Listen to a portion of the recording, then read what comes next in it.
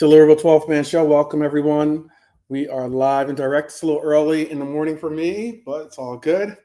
I wanted to make sure that I got this basically a match day 4 preview, overview, whatever you want to consider it, in before the game started. I know the games are on the verge of starting, so I wanted to make sure that I got them in. Big up Nems, big up to Lee WizKid in the house, big up. And let me make sure the microphone all set and getting all ready. Just trying to get some breakfast in before, but it's going to be a good one today, people. I'm very excited. I'm very optimistic that we can have some good results. I'm just going to get it rocking and rolling for you guys. Match day 4 is the turn in the road that we are on currently in the journey to what you see on my left, or actually it's on my right, or it's on your right, my left, but all the same. This is when group stage romance gives away the table math. Tuesday is a split between early movers, Arsenal, and Napoli setting tone, and the blockbuster late window, obviously our game against Real Madrid. Or if you are from Paris, or maybe you're a Bayern Munich fan from Germany or something like that, maybe that's the game that you're gravitating towards. But all the same, it's a big game for us today. Big up somebody. I see you, my friend. I know that you rocking. I saw you yesterday or dropping some comments yesterday on my boy Quasi Bowl TV. So big up. Yeah, we're gonna talk a little bit about maybe some of these games. Hopefully, before they start off and kick off, you can tell me how you feel about them, what you think is going to be the predictions. You know what? I could tell you what channel. If you are, it depends on where you are in the world, but I know it's on Paramount if you are on this side of the hemispheres, or at least in my time zones or my parts of the world.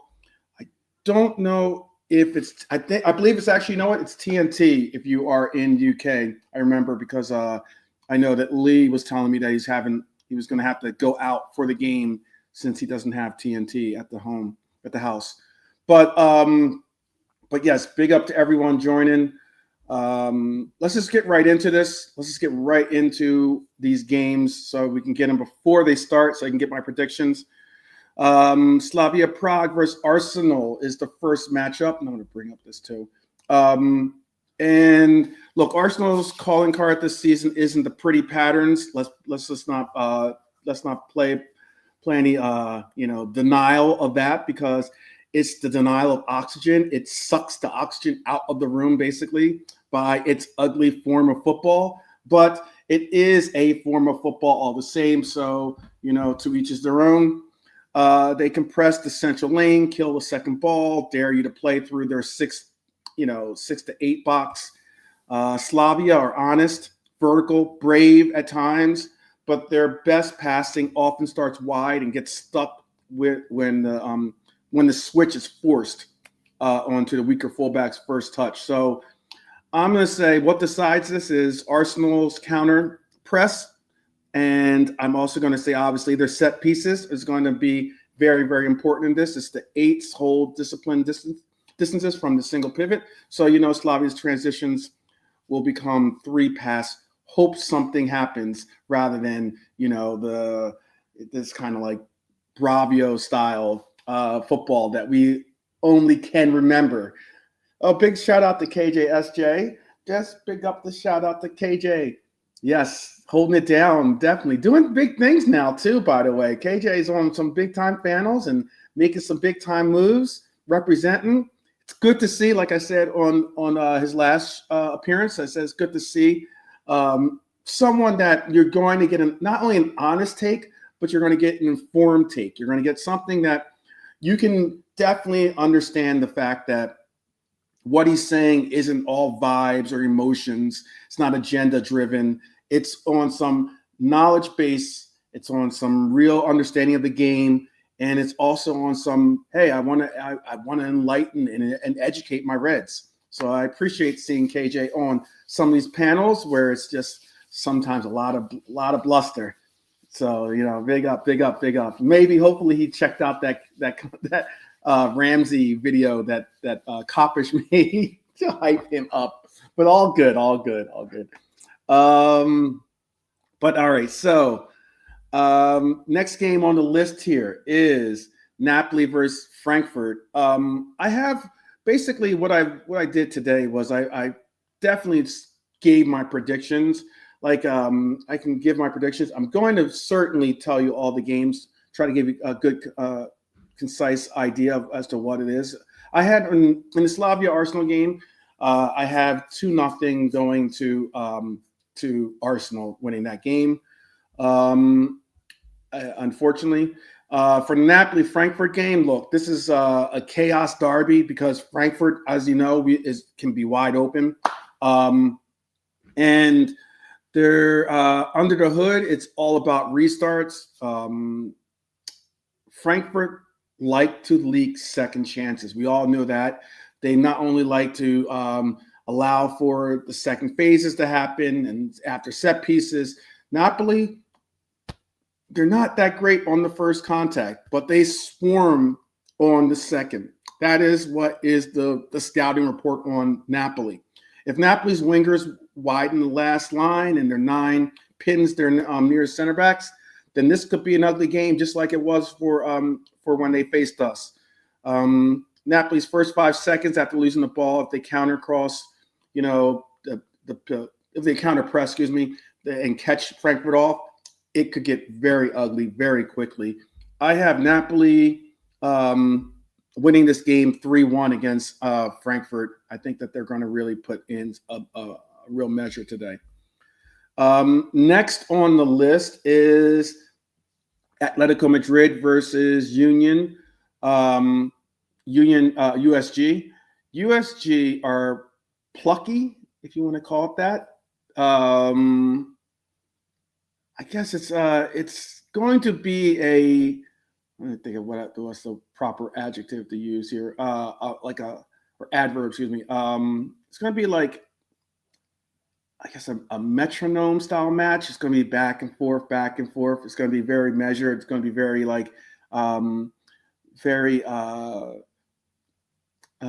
balanced, I guess, maybe. I don't know. Because Athletic can suffocate you with the first pass. They slow your second. Then they'll score on your third mistake. That kind of concept is what Simeone loves to see his side do. They've rediscovered the inside shoulder trap, which is something that they're putting together. They put together against us. But it should be interesting to see because USG is a team that can get got at. I understand that they are a decent team, but they're not necessarily at Atletico Madrid's level. I have this game being 2-0 Atletico Madrid. That's what I have in this game. 2-0 being Atletico Madrid. Next on the list, because I want to try to get at least the Tuesday games in before the actual games start. Getting my predictions in so people aren't like, oh, you called them while the game was starting or already in progress. I have Spurs versus Copenhagen. Spurs versus Copenhagen. Spurs on Copenhagen. Oh, Nems. I saw this before I go into Spurs versus Copenhagen. I did just see this. We can talk about that tomorrow. How about that? How about that, Nems? I'll star that. We can talk about that tomorrow. If I might do a watch along today. I might not go to my supporter pub. I was planning on going to supporter pub, but I was thinking of maybe watching the game with Lee. So I might do a watch along, or maybe if not, we can maybe do an episode tomorrow. But I did see that, and there's some interesting. Lawrence McKenna, but yeah, I know you're talking about. I think I love Lawrence McKenna's takes, most of them, and I think I enjoy what he has to say, and I appreciate the fact that he is a presence for us that is a very measured and knowledgeable presence, very articulate style of presentation too, by the way. So we can get into that for sure tomorrow, or if not later on today, but tomorrow certainly. But back to these games. And guys, tell me if you guys had different scores or if you got different calls for some of these games. Because Spurs versus Copenhagen, look, Spurs are in something of a weird free fall when it comes to their fans. They've had an absolutely, I think, a phenomenal start to the season for their team. They got a new coach and they've got they've got some new players, and here we are with bring this camera down a little bit. Here we are now seeing them take on the spoils of winning Europa, and that is they're in Champions League with us. So Spurs are they're not irresistible, but they are repeatable, I guess you could say is the word I would say. Copenhagen's away record versus English sides is a rough one, and their deep block invites edge of the box bombardment, like as in the shoot, because they're so compact in the box that they don't allow for you to really involve yourself in getting, creating inside the box. So a lot of your shots are going to be shots from outside the box. As Spurs can receive, if like they can get their sixes to receive on the turn, or maybe present themselves, their midfielders, something to create, maybe they bring something to the fold. Spurs will live between those lines, and that's what it's important to see in this game.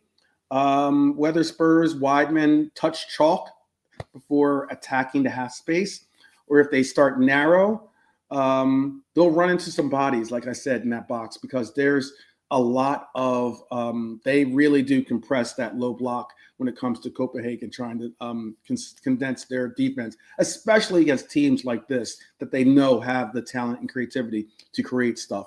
So I would watch for Spurs near post glances from their corners, because they're going to get a bit of corners from ricochets going out of bounds and the likes and creating corners. And let me hold on one second. Let me send this link to. I did not get the link in there.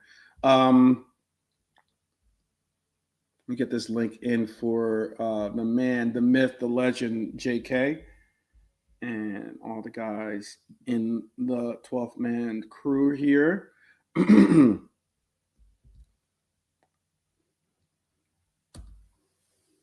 So here we go. All right, so it should be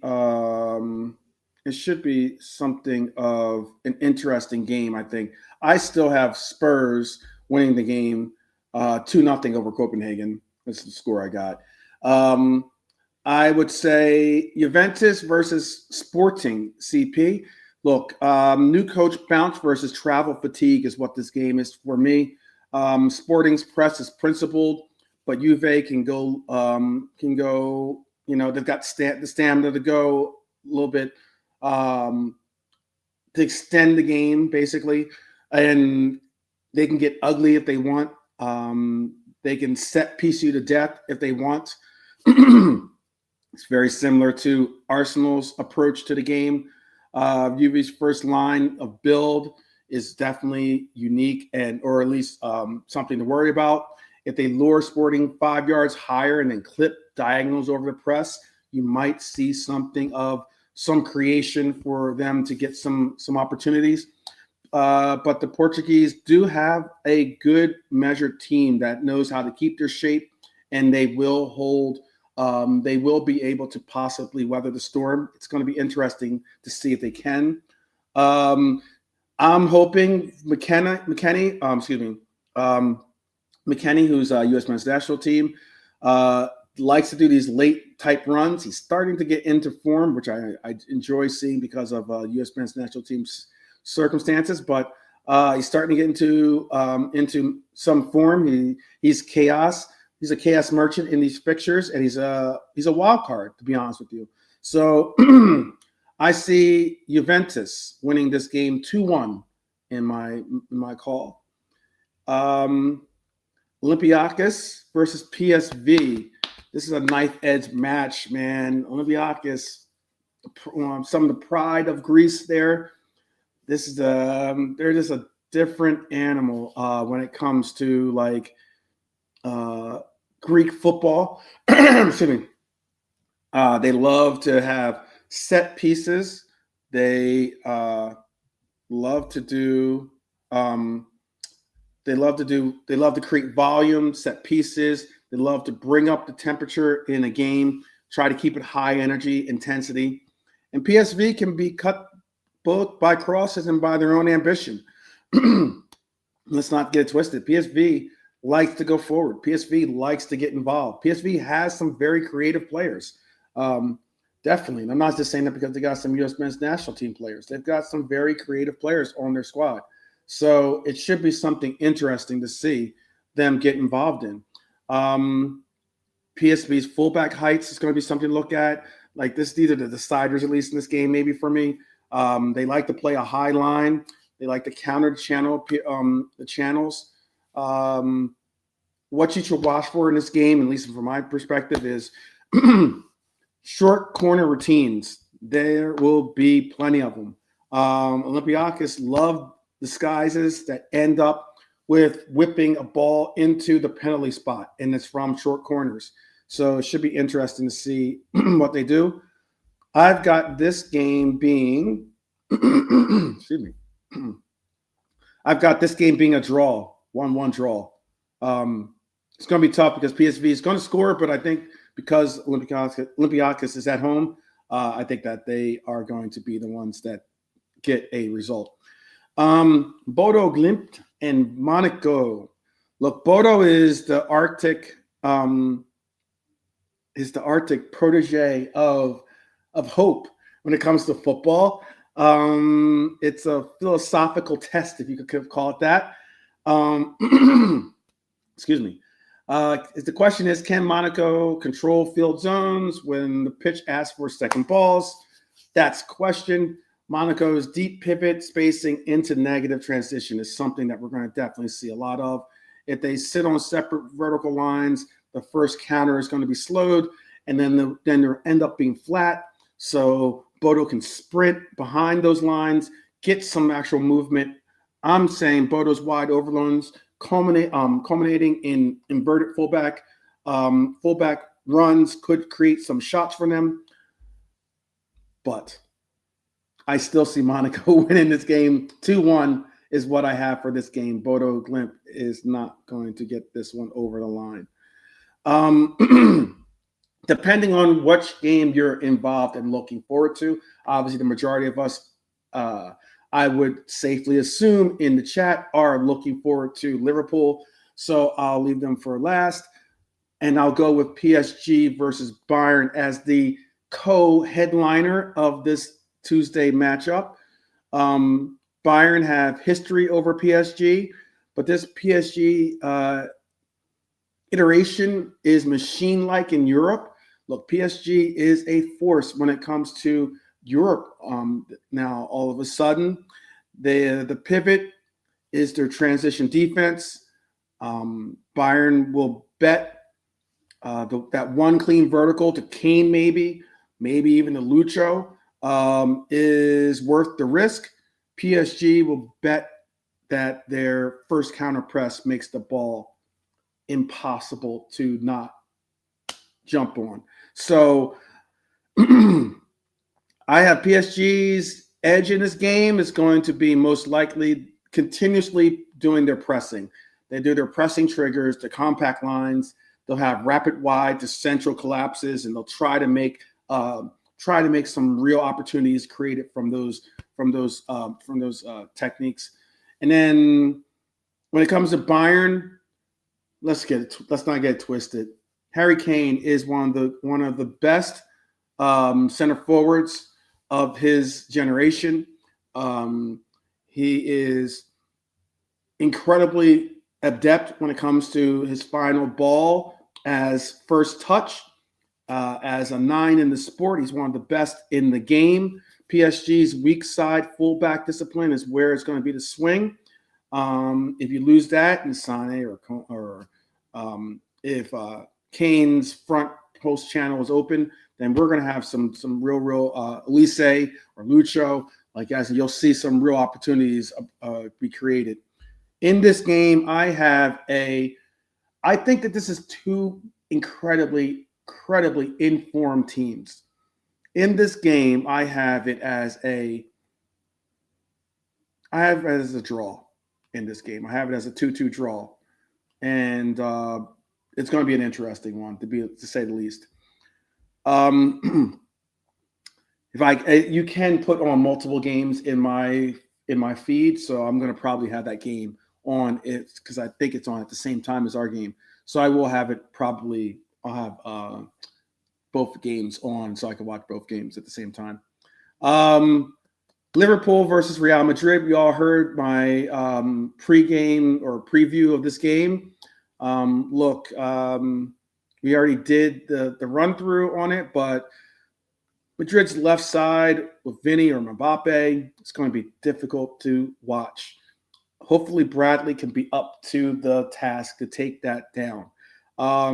Then you add Jude to the mix. You had a phenomenal midfield. You had some really talented fullbacks or a back line, but a fullbacks especially with Valverde, who I think will get the start today. And again, I see some are definitely hoping or looking forward to Trent Alexander-Arnold being returned in this match, but I just don't see Trent doing so simply because Trent Alexander-Arnold, he doesn't provide the same things that Valverde does for Real Madrid. And that is Valverde's an incredible talent. And he can push, he can go inverted, he can do things that he wants because he is a true midfielder playing a right back position. And he's similar to Dominic Szoboszlai in that role when we utilize him in that role. So it's going to be interesting what we do tomorrow. I think it's going to be very interesting because I think you'll see, or today, I think you're going to see us shade Gravenberg into early into the channels. I think we're going to try to delay the source of their production or build up play, and then win our first duel. Don't create second ball opportunities. Win the first duel. Control the ball from that very first step, and we could find out that we could absolutely put them on the back foot. The second ball. The one difference is I do see that Real Madrid are incredibly talented enough to be able to do what we want to do with the ball, which is control, have possession, and also be able to link passes seamlessly. But it is what it is when it comes to that. So if Trent features for Madrid, press the body shape, certainly put a lot of attention towards trying to make him go. I'm going to tell you the truth. I'm looking for a big game from Connor from Connor Bradley too, but from Cody today, Agent Cody. Big up to you, my brother. I'm looking for a big game from Cody simply because I'm looking for him to really put pressure on Trent Alexander-Arnold if and when he does get into the game. If he's going to be in the game, or if he does start, who knows, he might. If that's the case, I think having Cody in the game will be a very, very good situation for him. Even if so, we could utilize Rio possibly as being a wild card. I'm not saying start Rio at all in this game, but I am saying that it would be nice to have someone that can attack the player like a Doku style, player that could utilize his dribbling and try to advance the ball that way and attack the ball in the box. It's going to be very, very good to see this game, how it unfolds in front of us, because there's a lot that we can look forward to. And I'll agree too. Red Armchair Supporter in the chat. I would love to see Chiesa get an opportunity in this game. I'm not looking forward. I would personally, and this is just my personal take again, now that I got the scores all in for Tuesday, so that it's not on some hey, you're just playing it by you're cheating when it comes to getting the games in there. Uh, what I mean by what I am actually saying is this: I'm looking forward to Slot being ruthless, if you want to call it that, with his rotation of this team and with the selections. He only made one substitution in that game against Villa. That is bold. He kept a lot of these players fresh, which is good. And being hopefully that we have a more of a deeper bench, because in Champions League you have the ability to have 12 men on the bench as opposed to 9. I'm looking for you to have options on that bench to take out and be utilized as weapons. So I'm hoping that we could say to Mohamed Salah, go out there, go full tilt for as long as you can go, and recognize the fact that, yes, you can be taken off and be replaced by Chiesa, who can bring who can continue to have that high level of intensity and energy on that wing. And that's something I would love to see. I'd love to see the same again from Cody on the left side, so that we can have some high intensity coverage from our left winger, and then be able to bring out things. Okay. I will bring up the lineups, and also I'll bring up into the house. Big up, JK. Bless, bro. What you saying, bro? Jeez, man, just living the life, man. Living the life. Ready for this, man. I am really. This is going to be a very good. It's going to be a good day for Champions League. I'm excited about today. I think. I do have Wednesday's games and scores prediction and all that, but I'll do that tomorrow in the same way I'm doing it today. I'll save it rather than too involved in the second portion of this. But I'm excited. A lot of good games. There's 2 behemoth headliner games today. Bayern Munich, our game versus Real Madrid. And then you've got some very, very intriguing games. I would say, what Spurs do with Copenhagen, because Copenhagen could play spoiler against the Spurs that are trying to find their footing. You have a PSV going to Greece, where Greece is not an easy place to get a result. They can sometimes surprise teams. You have Bodo hosting Monaco. Monaco is playing very well in France, but still all the same. Bodo is a team that is that feel-good team when it comes to Champions League. So it's going to be an interesting one for me today. How about for you? What's your thoughts? Big games like the Liverpool Real Madrid is the headliner. Bayern Paris is also a big. That's like Germany against France, the best 2 teams in that country playing each other. I'd say same as Spain and Liverpool, England. Liverpool's the best team in England, and Real Madrid the best team in Spain. So it's all the big dogs of each country playing each other. So great. I haven't gotten a confirmed lineup just yet. I'm going to stay live for a little bit, just so we can possibly get a confirmed lineup for our game, because chances are, since our game, I'm going to try to stay live at least. Our game is at 1 o'clock, or 1 o'clock my time. It's 8 o'clock your time, right? I believe, right? And 9 o'clock. You're 9 o'clock my time, yeah. Yeah. So they usually give an hour and a half, if not an hour, before game time. So that would mean that if we get lucky, we'll see it at 11:30. If not, then it'll be at, or I'm saying 11:30. Sorry about that. I'm giving you my tips. But you must be really early now where you are, yeah? Yeah. It's we're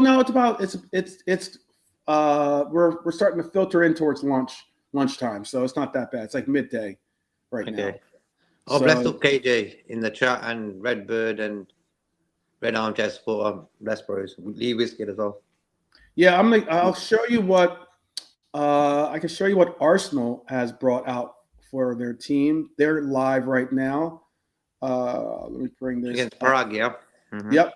They're live right now against Prague. I'll show you what they've got going on for themselves. And that is right here. Let me bring it up. This is the lineup that they went with. They went with, it's very interesting, too, lineup, by the way. They went with Trossard, but they went with Saka on the right, obviously, as their captain. They went with Nordgaard in central in midfield. They went with, let me bring it over here so you don't see this commercial. They went with they also went with, they went with the back line is what you expect to see. Saliba, Hincapié is coming, yeah. Hincapié, yeah. That's an interesting one. Timber in, Raya in net, but I mean Nwari in at the midfield role, Rice on the other side. But what I saw was interesting is they've got this high priced center forward, and what did they do? They brought in Marino as their center forward. I'm sure he had a knock or something. That's what I heard today. Okay. Let's see. I'm not sure. Is he on the bench? Yeah, you're right. He must have gotten a knock. Yeah. Yep, he's out. Mm-hmm. Okay. Makes sense. That's why the common sense of look at our situation. If Ekatike is injured, hopefully Isaac will be sound. If Isaac's injured, Ekatike is there. So for me, you got to have. If you're going to go play a striker, you got to have two. Yeah. So that's why I'm not bothered about having two good strikers up top. It's all right. Yeah. Yeah, good. Yeah, and for this game, Gyökeres is obviously Havertz. I know is out for a good spell. Jesus is he's been out for a long spell as well. Obviously, Madueke out. He got injured early in the year, unfortunately for them. Gyökeres is out with an injury. I don't know what the injury is, but he's out. Martinelli is out. Odegaard is out. Yeah. Zubimendi suspended. Yeah, that leaves them with Gabriel Jesus should. I think he should give up. What's that again? Gabriel Jesus, bro. I can't remember the last time he played football. Yeah, I know. He's been injured since years. He's probably on a good whack as well, good wage. He's on a good wage, certainly. So they've got a lot of injuries there. But what it is, their games ain't really been difficult. They've got Sunderland at the weekend. They're not getting like a Man City or a Villa or a top teams. They seem to be playing like. Hey, don't sleep on Sunderland, man. Do not. Yeah, but Sunderland, bro, come on. If Sunderland, okay, let's do this. If Sunderland do Arsenal at the weekend, I'll take that back. What I said. Okay. All right. That's fair enough. Just remind me about it. Fair enough. I'm hoping to give him game time, Helio. Big things from Sunderland. How about that? That's what I'm hoping for. What's that, bro? I'm hoping for big things from Sunderland. And me, bro. Yeah, but that their lineup in the Mosquera is their center half, having a decent year this year.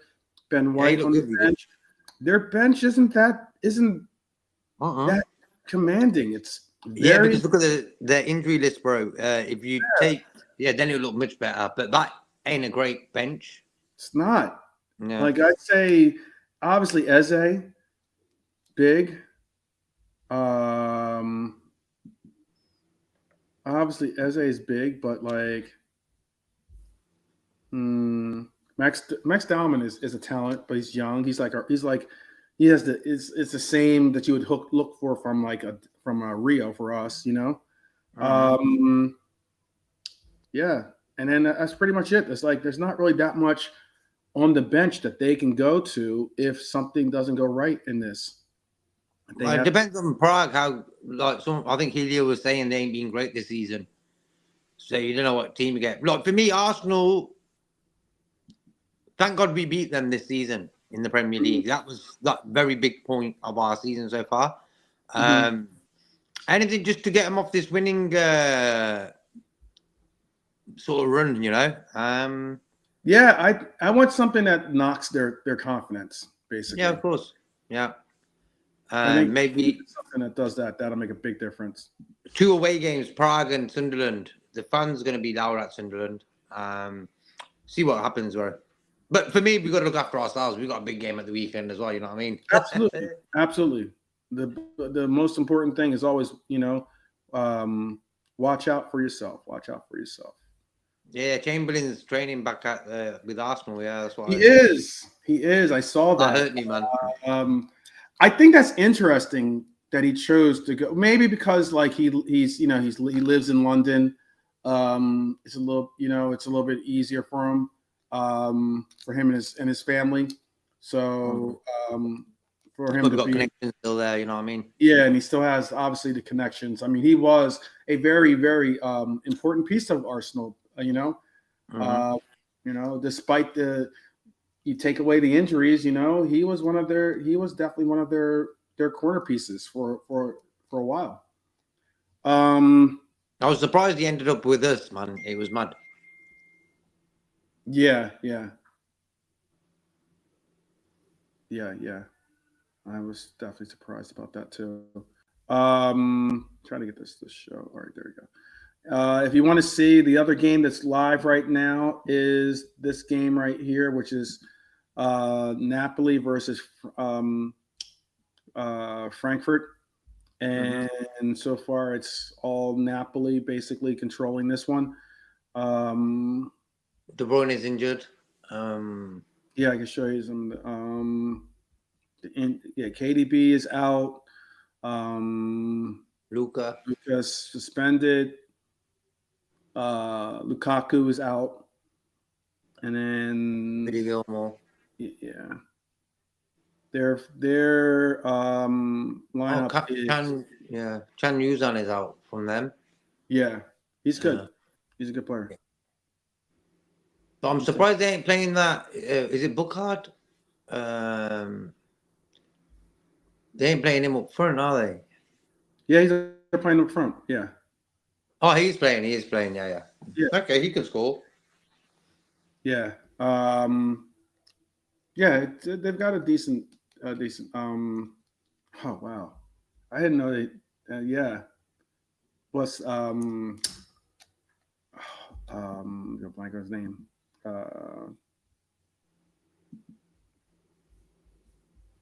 Mario Getz. He was a good player. Didn't he used to play for Dortmund? Bayern Munich? Or which team did he play for? JK? Which player, bro? Mario Getz. Götze, yeah, Dortmund. And he played for Bayern, yeah. For Dortmund and Bayern, right? Oh yeah. He's still playing for Frankfurt now, man. Yeah, I see that. He was a World Cup sort of team, you know what I mean? Yeah. Hyler's saying he's surprised Napoli haven't scored against Frankfurt yet. Yeah, they're in for it. They're definitely in for it. I get a picture of this picture right here is not his best picture. I don't think where is he? Here, that hairline is gone. That hairline is definitely no longer. Oh damn. Yeah, it is no longer there. But all good. Things happen, Things happen. All right. Let me bring this. Let me take this down here. But big up for everyone joining us. Definitely going to be an interesting day of football. A lot of us definitely are looking forward to seeing a lot of these games go on. We only have 2. I like how they stage it where they have 2 games early and then they allow for then they just throw like all the games at you basically in that next hour of play. But yes, these are 2 early games that we have on the docket. Let me see.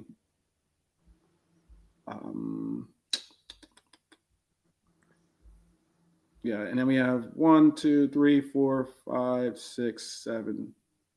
Yeah, we'll have 1, 2, 3, 4, 5, 6. Yeah, we'll have 7 games to flip to, if you do have the ability to do so, to flip through and everything else. Big up Tyler D. Big up. Yeah. Big up Tyler D, man. Appreciate the comment. Hey, it's all good. I'm just trying to project positivity amongst my brethren here, That's all. That's what I'm trying to do, I'm trying to make sure that we're holding our heads high like champions, like we're walking like Buju Bantan. Walk like a champion, talk like a champion, Mm-hmm.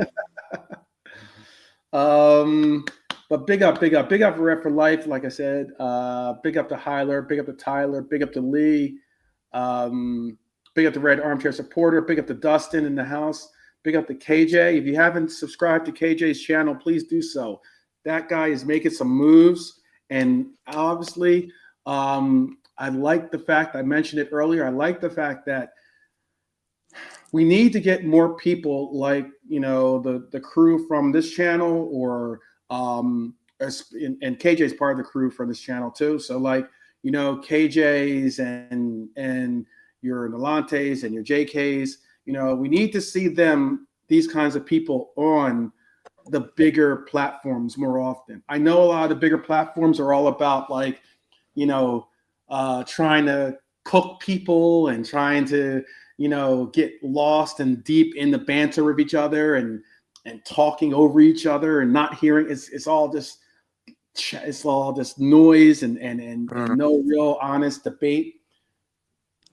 KJ definitely brings it. KJ and JK, I like that. It's like the mirror version of it. But KJ and JK both bring it. Nalante brings it.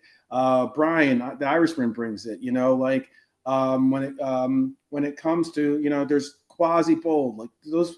When you hear a fresh take that's going to break down honest and direct analysis of the game, trying to educate people, trying to at least give them a little insight, maybe give you something to go, maybe something a little garnish to add to your plate, basically, so that when you do go, because I always made it a point of saying that there's things that I learned from those in the chat, especially those on the panel, and it enriches you, it's one of those things. And there's things that I hope that I can bring to the fold to enrich my brethren, so that we are the strongest when it comes to debate, when it comes to conversation.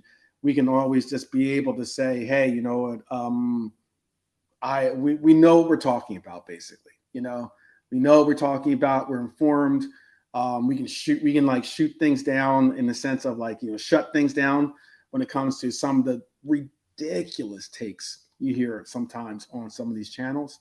So, and especially in some of these chats. So yeah, I appreciate it. That's why I appreciate the OGs of the channel here, and big up to each and every one of you that is rocking with us. We're 22 minutes into the first half of the first 2 games, still 0-0 in both of those games. Do you want to drop some predictions? Here, let me get my thing up here for you so you can drop some predictions. Do you want to drop some predictions for yourself before the Arsenal game? Maybe is it 0-0 right now? Yeah. The Arsenal game is 0-0 still. Yes. Maybe a 2-1 to Arsenal. Maybe. 2-1 Arsenal. Okay, well, hold on. Let's go Prague. Let's go Prague with a 2-1. Yeah. Oh, come on. Wow. Oh. All right, someone's feeling it. 2-1 Prague. All right.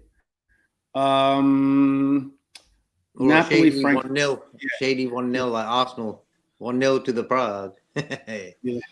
That'd be cool. Napoli. I'll say the home team first. Napoli, Frankfurt. Let's go 2-2. 2-2. All right.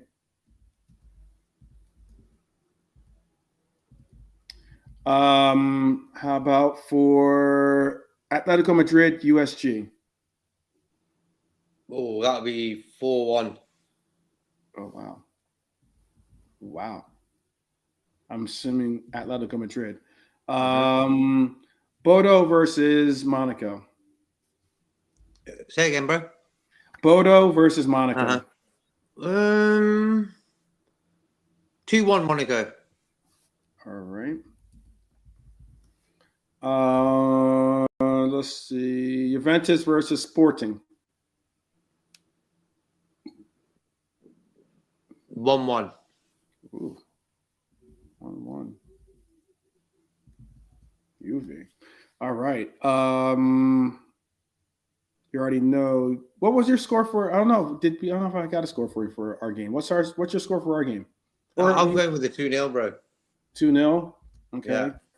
Cool. That's what I'm dreaming about.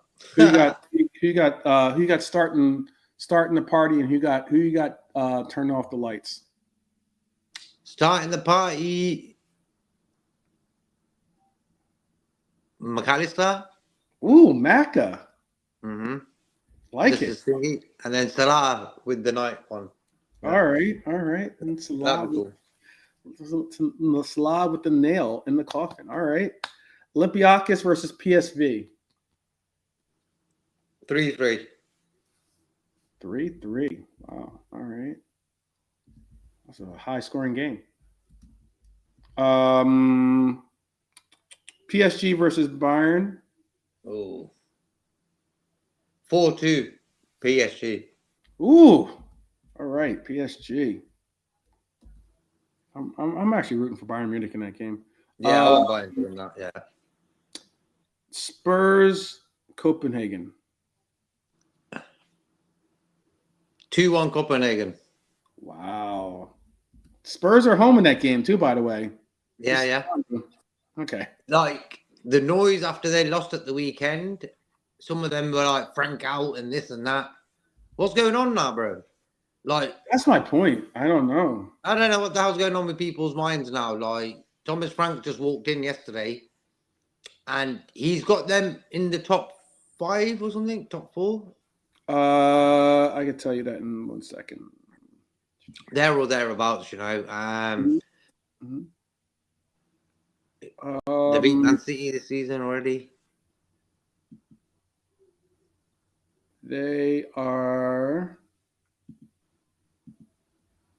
They're 6th in the league right now.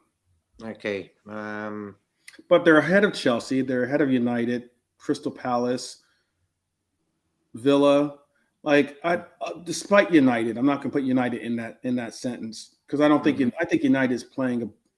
They're playing over they're getting results over their actual Quality. Quality, exactly. Yeah. But Bang on leave is good. Chelsea should probably be ahead of them. You could argue that Crystal Palace is looking better than, or the way that Crystal Palace went into this year, the way they continued to hold form throughout the start of this year. You could say that you're surprised that they're not ahead of them. Villa, had a terrible first start of the season, but still, you would think that Villa would have been probably ahead of Spurs this season. You might have even had Newcastle ahead of them this season, simply because I know that it was a roll of the dice on their striker role.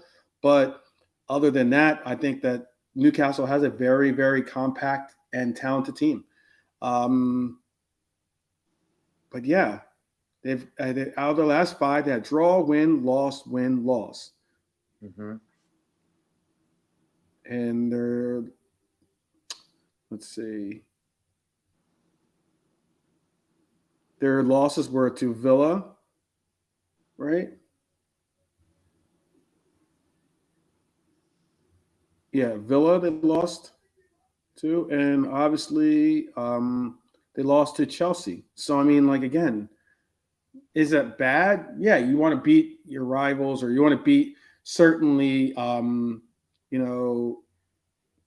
it comes to like Chelsea, you want to beat your derby or win in your derby, but still,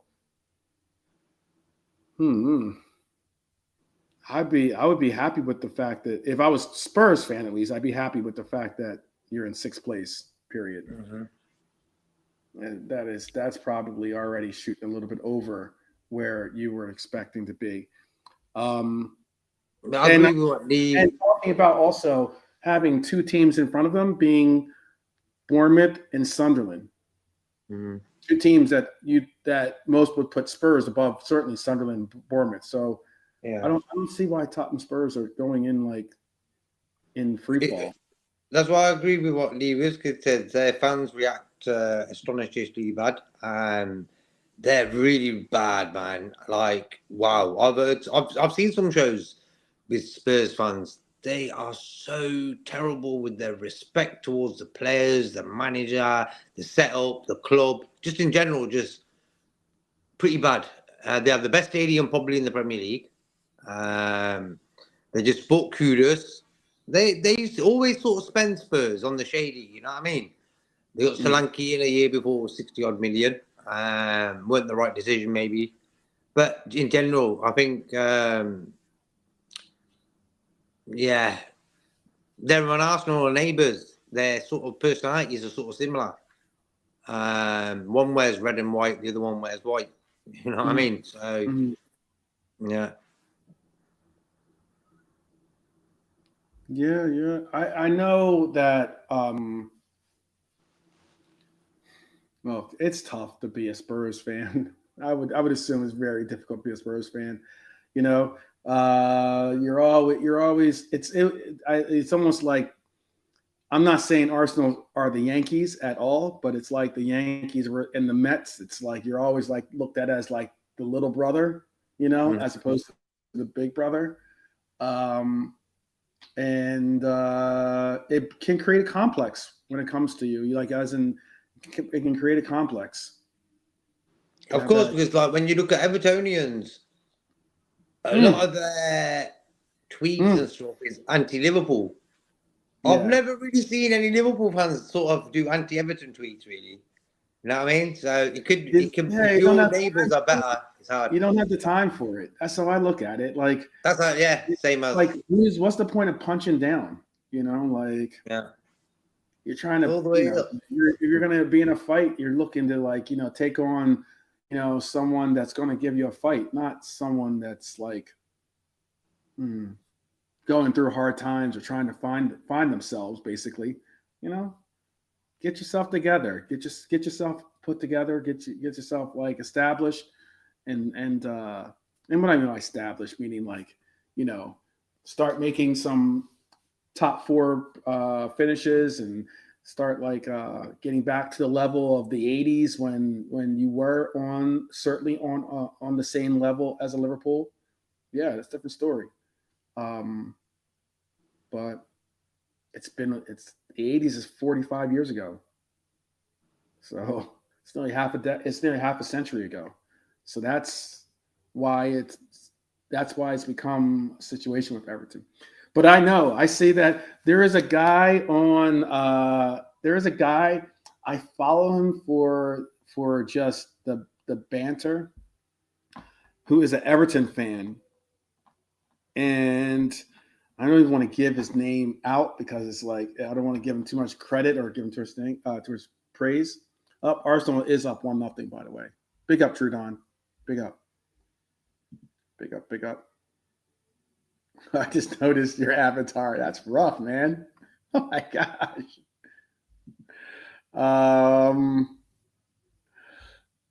They are up 1-0. Let's see. Bring it back here so I can have some live scores going for this. Yeah, but this guy on Twitter, some of the things he says about Liverpool are you could tell he just has it. Like, his whole page is about just any opportunity he can stick it to Arsenal, to Liverpool, he is going to do.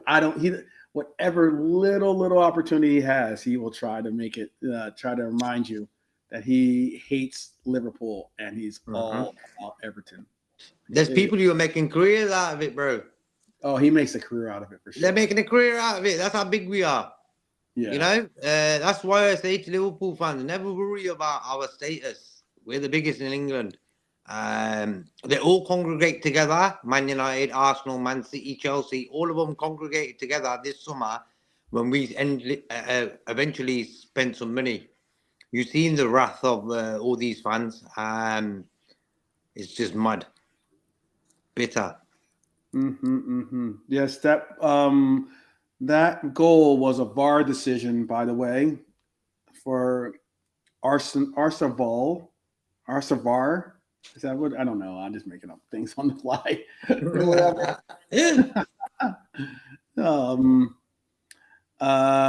I'm sure Red Armchair supporter could probably come up with a better one than I can for trying to fit VAR into Arsenal's name. But yes, there was a VAR decision. They got a penalty. Put a V at the start of it, then you'll get it, bro. Okay. Arsenal. There you go. There you go. Big there up. You go. There you go. There you go, Lee Wiskid as well. Just put it in the chat. Yeah. Great minds think alike. Nice one. Arsenal. We got to get that. Let's get that trending. Yeah, man. Let's get this trending, people. Please, let's get this trending. Hashtag. You gotta put a hashtag on it. Post that on X and get hashtag Arsenal. Arsenal, what a one. That's classic. That is a really good one. That's a really good one. Lee Wiskid, we go half on the profits, bro. yeah. No, I'm not taking any part in it. I'm not taking it. We'll give some. We'll give a quarter league as well. Yeah, you guys got total copyright on that. Okay. Yeah, that's good because the Liverpool and all that other crap. It's like, come on, man. Come on. A lot of decisions aren't going our way lately. But for me, the Gakpo penalty, and then the other lad, he was going more towards the halfway line than the penalty box, and he got a penalty, bro. Yeah. So yeah, joke. It was a joke. Yeah, agreed. Brentford game, yeah. Agreed. And that's where you're at with a lot of that's why when you see that and I'm like, there's so many differences in perception when it comes to how the referees judge some of these games. By the way, let me say this: we need to definitely. We're not going to have the opportunity to knock them out of the League Cup, but hopefully, if we have to, hopefully we can knock Arsenal out of either us or someone knocks them out of the FA Cup too. By the way, because I saw this something I saw recently is apparently I think it was Hooks is calling out for them to get a treble this year.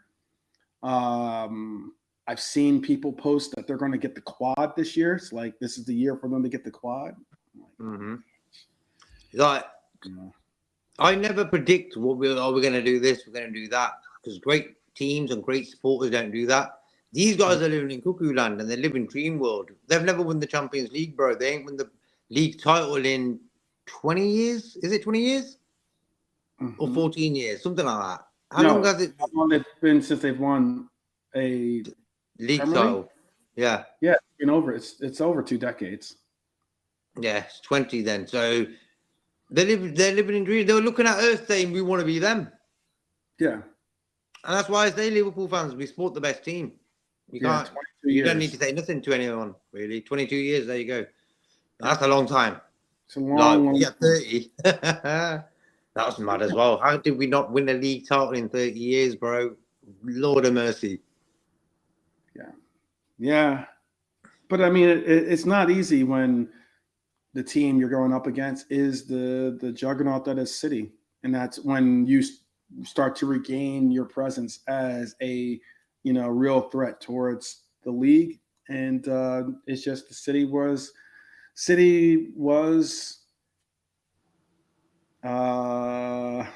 think of the most political way to say this because I don't want too bad about it. But yeah, City, it is what it is when it comes to City. You got to look at it as like, I know we didn't win the league, but at the very same time, you know what? I see when it comes to, I'm not going to say that word, Cheat. I'm not going to say that word, but that is definitely something of a synonym of what I was thinking. But, yeah. I hope. It's why when it comes to that word that Lee just said, it's why I think Chelsea. I think there should be more put out there about Chelsea than there is, because Chelsea cheated too, people. Chelsea was one of the biggest cheats, and they got called out for it. And I'm not talking about the fact of why why they had to sell the team, but I'm talking about the way that they utilized the loan system, the way that they paid people under the table, the way they went about doing some very, very horrible things when it comes to, or just terrible things. I don't know. I'm not going as far as to say that. I don't know if that's the case, but I will say, or what McCom is saying, but I will say that they got caught, and they got caught during the era that they won their trophies in the league. They got caught when they were, and they got punished sometimes, because they had that ban on their team for a little while, if you remember, right, JK? I don't know if you do or not, but they had like a ban on their on where they had it. That's why Mason Mount is the player he is today, because they had to they couldn't go in. They got a ban on making transfers, and they had to start utilizing their youth academy players. It's possibly one of the best things to happen to Chelsea, to be honest with you, because it's what they should have been doing long before that, to be honest with you, in my opinion. But I'm not trying to give them any types of advice. I've just read Arsenal on Arsenal's Twitter page where Saka scored the penalty. It is 1-0 to them. They said it. I wrote it. I'm about to send it. Should I send it? Yeah, why not? Send it to Egal or something like that. That'll be the best one to send it to. He'll make sure that it gets some publication. The thing is, I didn't even see the thing. I wrote it anyway. Gotta try to hang on for another 30 at least, so we can get this update on our squad. Get a little update on our squad. Let's see.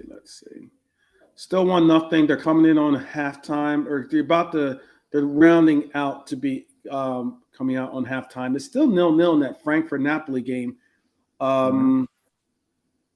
It is kind of surprising that Napoli hasn't scored, considering that they have had real control in this game and have been the ones on the front foot.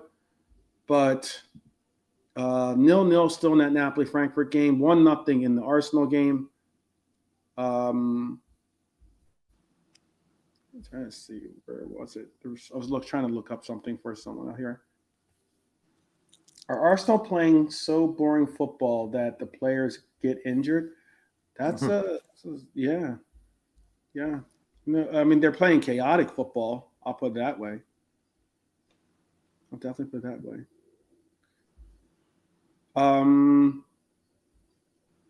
I think Odegaard gets them ticking. Yeah. Mm-hmm. We should have got him. I reckon he would have done a decent job for us. Who's that? Odegaard.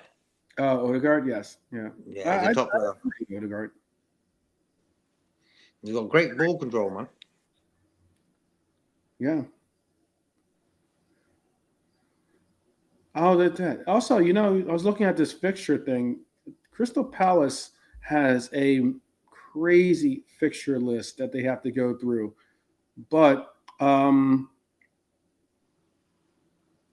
to be honest, so does Arsenal. Arsenal has it where they play December 10th. They have a Champions League game. Then they have the game against Wolves. Then they have Crystal Palace, which is option 1, at least, December 16th. and then they have the 21st being Everton, and then they have and then their option 2 is they'll have to play Crystal Palace on Christmas Eve. So it's gonna be interesting to see how they fix those games in for the League Cup. It's gonna be very interesting. Yeah, Palace. I've had enough of them as well. Yeah. That's why when we play them in the Premier League at Anfield next, let's get the job done. Yeah. It shouldn't be. I mean, I don't think there should be any hesitation as to what we want to see happen when next time we play Crystal Palace, because they're a good team. Don't get it twisted. And any team is someone that you have to not only respect, but go in thinking that you can't take lightly. But they are not a better team than us. There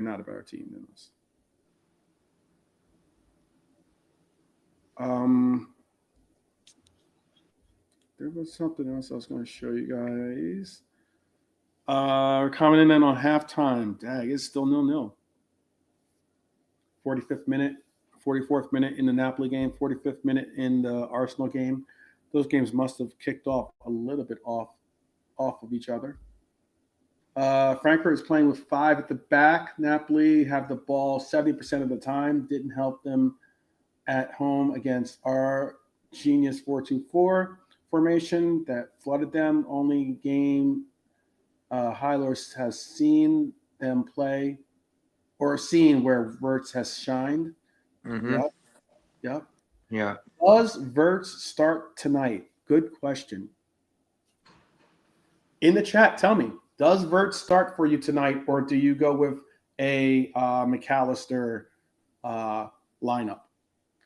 Because that's what it's going to be. Look, the two players that are undroppable, if healthy, especially since you did see Gravenberch do the press conference, chances are Gravenberch and both Gravenberch and Dominic Szoboszlai are going to both be starters. That's period. Yeah. Trudon is saying I like the starting on the left wing. I hate that idea, by the way. Look, I prefer him in the middle, just outside the box, hovering. I've studied his game since he's been with us, and what it is, when you're a midfielder and you have a Wirtz type of guy on the pitch, you want to give him the ball as much as you can, and I think we're not doing that. You're not going to really affect the game as much if you ain't got the ball. He's strong by holding on to the ball. Wirtz, he's small, but he's sort of tough. I wish he had a bit of McAllister in him. I think he has a bit of bite. And that's what you need to bring out of him. And I think they should talk about that. And that will improve his game, where he's got a bit of bite about him. If he's in the team today, he knows himself it's a big game. But I'm never going to put pressure on him, man. He's quality. I'll be happy to see him start. We'll see if he does. I'll be happy. Jeez, that's horrible. What they. Yeah, but what it is, Muhammad, if you give it to Wirtz, he can give it to the strikers. I'll for you. I'll see if I can bring it up for you. This is crazy. What they did to this. Let me share this tab here. That is crazy. That is crazy. We'll see. We'll see what happens when we'll see. I think we're going to hear. I think we're going to hear a. You're going to have boo birds. Don't get it twisted. You're definitely going to have boo birds. But I think you're going to. I really do think that you're going to hear some people actually applaud. Keep it classy and and applaud Trent. They've cleaned it off anyway, bro. Yeah, good. Yeah, they had the machines out later. Yeah, it could be anyone who done that. Could have been a fan of another team, Everton or whatever. Say, you know what, I got them in sort of trouble. Whatever it is, you know, we don't know who did it. So,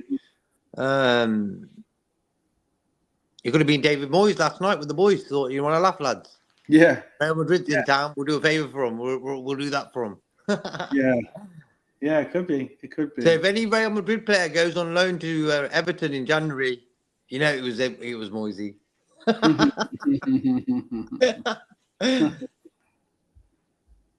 Yeah, it's weird. It's definitely weird to see that happen to absolutely an icon to the city, but it's a shame. I just don't want to see, again, I don't want to see Verts.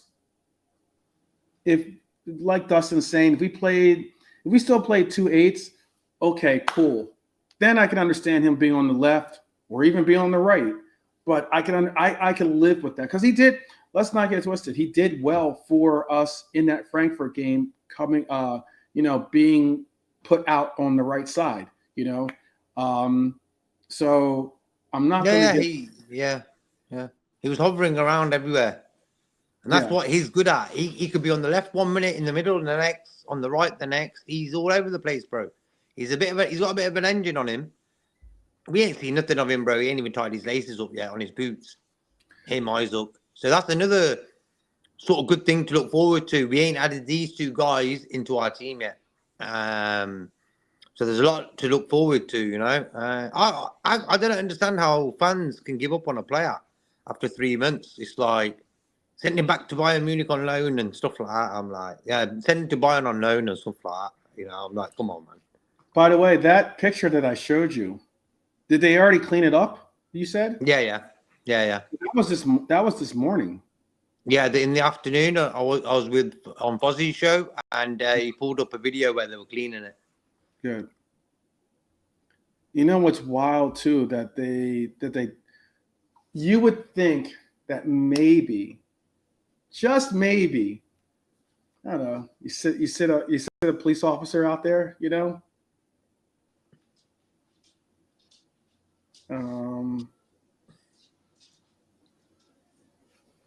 maybe. Let's see. Since the Frankfurt game, using more of the 4-2-4 against low block teams, I think will really work for us scoring more, says Hylor. Dustin's got a question for us. He's asking 12. That's what he asked last time. What do you think of reverting back to last year's tactics? Because it means Tabasso at the 10 and no role for Verts. Excuse me.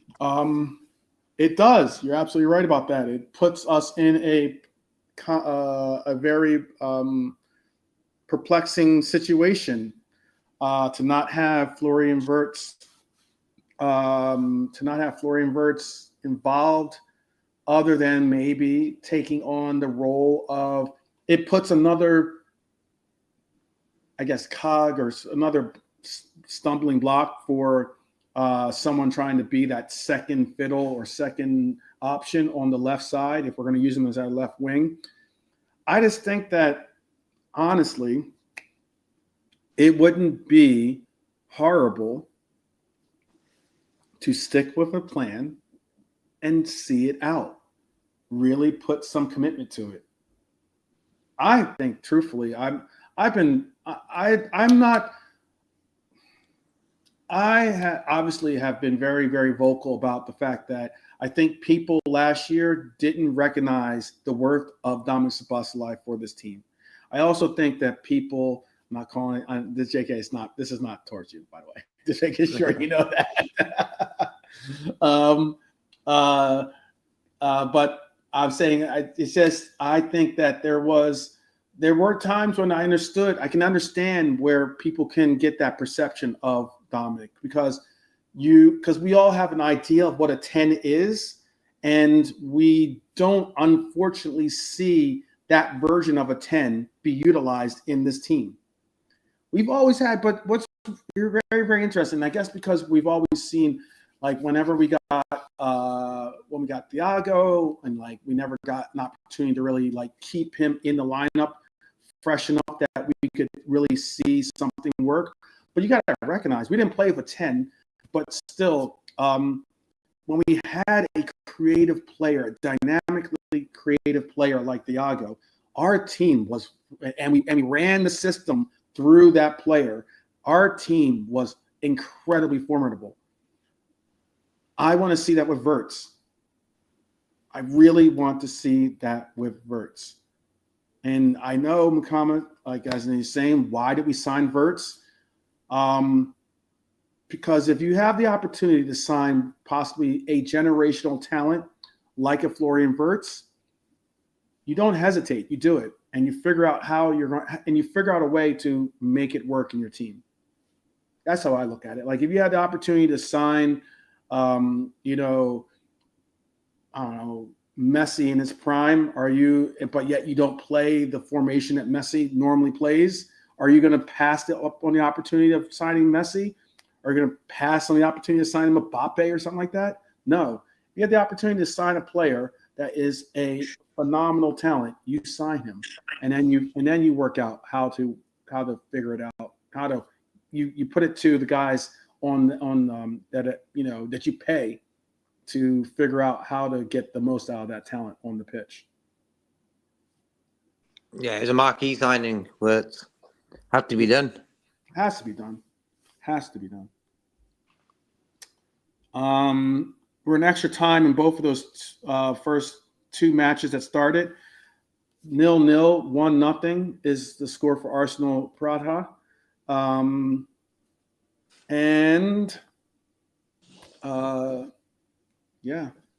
So far we've got the only goal that's been scored has been off of a penalty for Barcelona.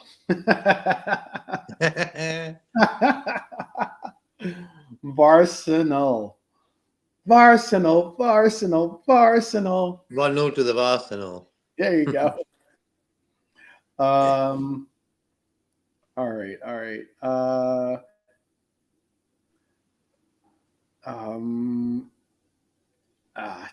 Geez, I don't know, Lee. If you have a chance to, JK, if you had the chance to sign Mbappe, if Mbappe could sign at Liverpool, or he wants to sign at Liverpool, the way that Wirtz wanted to sign for Liverpool, do you sign Mbappe? It depends on our striker situation. If it was we had no one like we did like before we got Ekatike in, yeah, of course, you've got to be interested. He's top class. Okay. Yeah. Let me no thanks to Mbappe. But he's not my. He's not. Okay. That's just what I have to say. There's some entitled answers in the chat with that one. Let me just repeat. Let me just put this into your stratosphere. Okay. Could you imagine a front line of Mohamed Salah, Ekatike? You don't even go Isak. Let's just go Ekatike for now. And Mbappe, if you have Mbappe, Ekatike, and Mohamed Salah as your front line, you don't think that front line cooks? You don't think that front line cooks? Throw in. How about you throw in Isak into that? A healthy Isak into that lineup. Mbappe, Isak, and Mohamed Salah as your front three. You don't think that cooks? You wouldn't. You would be like, nah, that's not for me. Go ahead, JK. You can answer it. Don't be shy. I'm reading the chat too. Yeah. That's what I'm saying. Dustin, I have it. That's what I'm saying. I love Cody. Love Cody, but Cody is not Mbappe. Everyone talks about he's got a pattern of play, and and he's predictable, is the word for when it comes to Cody. You know, he's just someone that's going to take the ball and dribble it, cut in and try to get his shot off. Mbappe can go to the byline. Mbappe can cut in. Mbappe can take you on the dribble. Mbappe can shoot from outside the box. He can shoot, obviously, inside the box and finish. Like, come on. Come on. Surely you guys are not saying those things. Are you hanging tough with it? He's not my favorite player striker wise. I think he's good, but yeah, he is a diva. I'm not saying he's not a diva. I am not denying he's not a diva. And big up the Crab recognizing game recognizes game. He said he would bring back Nunez instead of Mbappe. Bless up, Crab. Bless up. Hey, you know what? Nunez did play on the left wing for us a couple of times, and didn't do too poorly on that side of the pitch. Obviously, he wanted to get central, and he cut in a lot, and it was gravitated centrally, but yeah.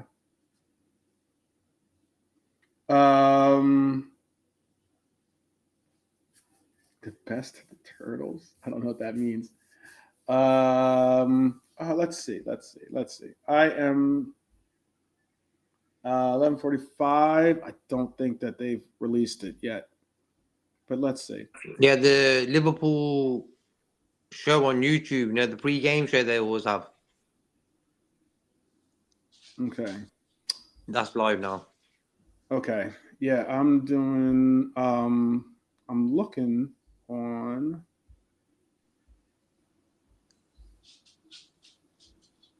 I'm still looking on.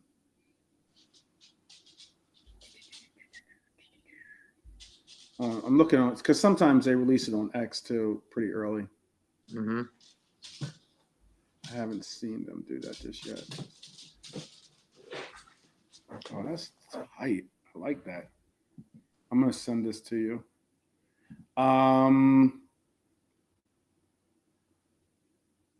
Still waiting. The Hyler is saying that is this the lineup is out. He's saying, okay, so this is going to be this is going to be the lineup. Oh, nice one. Gakpo's on the bench. Chiesa. So Gakpo and Chiesa and Rio as the attacking options. Yeah, but he's doing that stupid. Oh, man. What's wrong?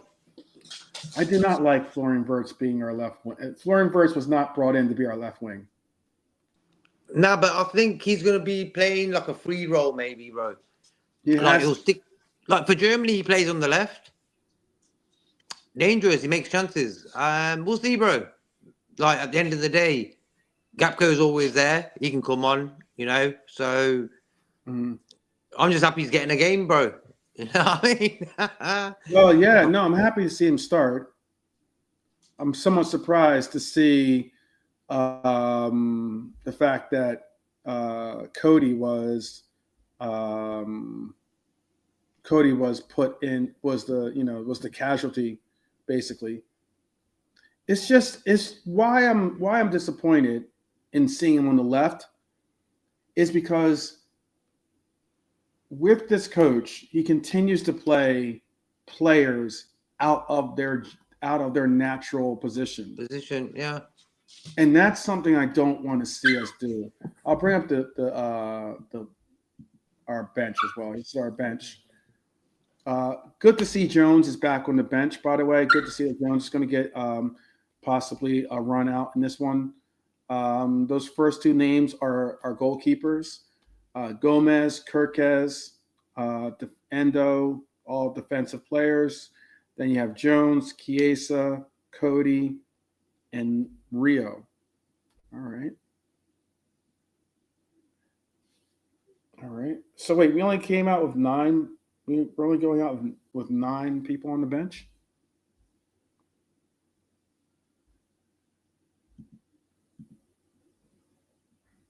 Let me see. Here, I'll bring up the confirmed lineups like we said.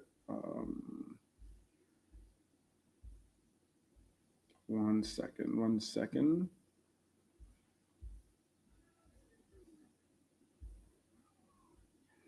This is the confirmed lineup. Shout out to Hyler for doing that for us, by the way. Nice one, Hyler. These are the confirmed lineups. So, as we predicted, Valverde is going to be starting instead of Trent. You're right. I heard you mention this, Earl. I heard you mention this before, but Güler has really gotten a lot of game time. A lot of game time. Him and Dominic are not best of friends, by the way. Certainly. Yeah. But yeah, Valverde. Yes, this is confirmed. This is confirmed. This is the confirmed lineup.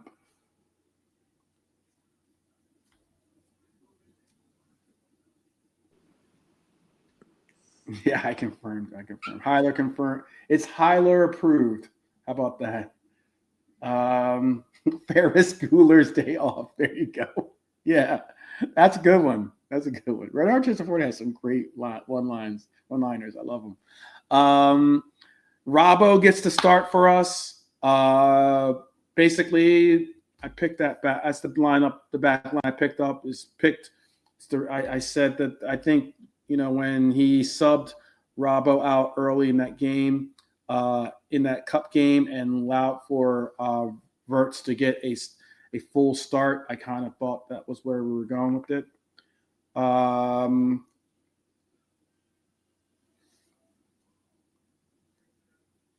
It has us in the 4-3-3, but we'll see.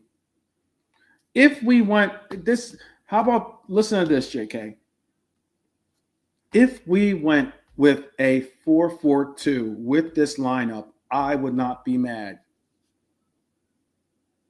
I would not be mad if it meant you shade Salah over to be that second striker, and then you have Ekitike obviously as your main striker, but still as the second striker or the other striker, and then Florian Wirtz has that free role, like you said, but he certainly can start out on the left a lot, but still shade towards the middle. Why is this going to be interesting? Is because Ekitike and Wirtz are going to occupy the same space a lot in this game. That's why I don't see it like as in GP is saying, but it will make sense if there is no overlap from either Mako. It will make no sense if there is no overlap from either Maka or Robbo. Let me bring this back up for us. Usually when it goes like that, it just means that it's refreshing the feed. But yeah, that's how I'm looking at it. I don't see.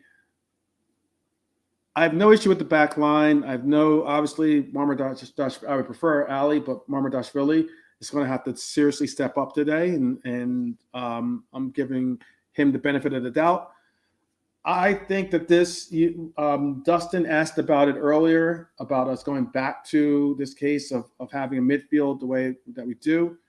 I don't think we're going to play a 4-3-3 like this, but if we were to, it'd be very interesting to see how it would pan out. I don't think we're going to play a 4-3-3. Big up. Philly, Liverpool FC, big up.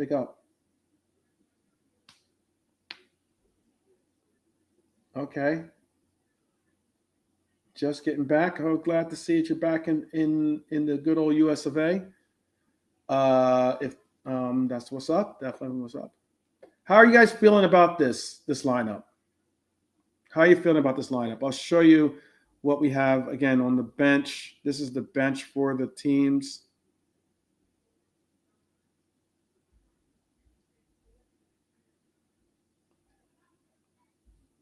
This is the bench. 1, 2, 3, 4, 5, 6, 7, 8. Wait, 8 players. We don't even have a full bench. Apparently, no, 9. We have 9, but still, we don't have 12 players on the bench. Interesting. Very interesting. They have some weapons on the bench that they can utilize. Rodrigo's on the bench. Endrick's on the bench.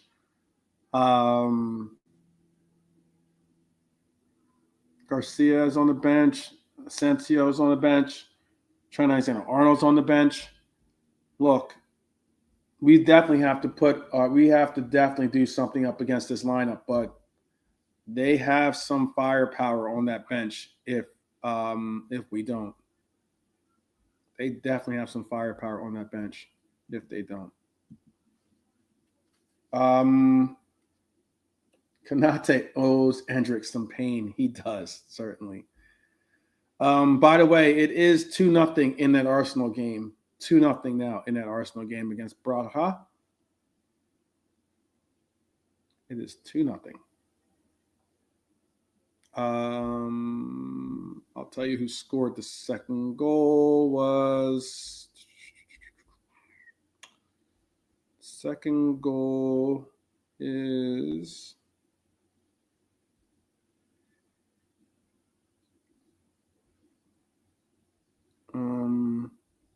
Trying to see who scored the second goal. Saka got the first.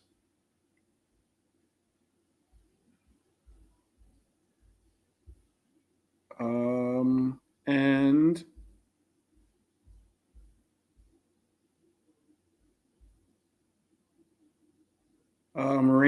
Marino got the second. Yeah, thank you, High Lord. Big up. Marino got the second. It's a little difficult sometimes when you read it all. I was reading off of UEFA. I don't know. I'm good with. I'm okay with the lineup. It's just I just don't want to see him. I just don't want to see Florian Wirtz playing out left. I just want to see him in that 10 role. I want him to make the 10 role his own. I would love to see us be able to create the identity as well. I'm thinking about it, Rasta Crab. I'm thinking about doing it. I was going to originally go to the supporter pub, but I'm thinking about doing a watch along. Unless you guys are. Tell me, Rasta, are you guys doing a watch along for Beijing Reds?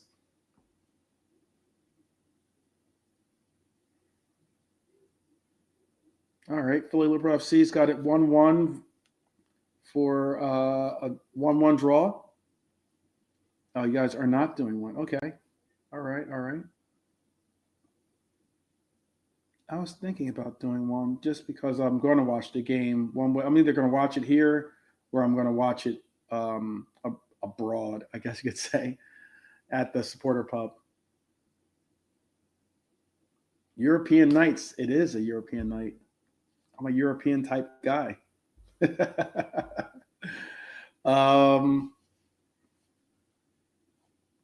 What are you thinking? How are you feeling about what we're going up against, by the way?